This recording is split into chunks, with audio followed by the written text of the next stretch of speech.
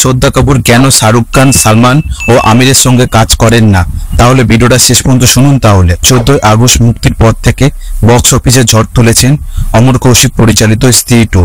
এক সপ্তাহের মধ্যে প্রায় 400 কোটি রুপি ব্যবসা করেছে শ্রদ্ধা কাপুর অভিনীত এই ছবি। এরই মধ্যে ইনস্টাগ্রাম তার অনুসরণকারী সংখ্যা ছাড়িয়েছে ভারতের প্রধানমন্ত্রী নরেন্দ্র মোদী।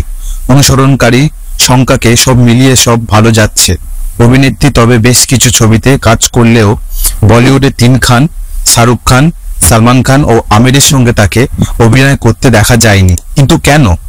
সম্প্রতি এক সাক্ষাৎকারে এই প্রশ্নের উত্তর দিয়েছেন শ্রদ্ধা। এক সাক্ষাৎকারে শ্রদ্ধাকে প্রশ্ন করা হয় কেন তাকে বলিউডে 3 খানের সঙ্গে কাজ করতে দেখা গেল না। শ্রদ্ধা জানান, শাহরুখ খান, সালমান ও আমিরের সঙ্গে কাজ করার সুযোগ পাননি।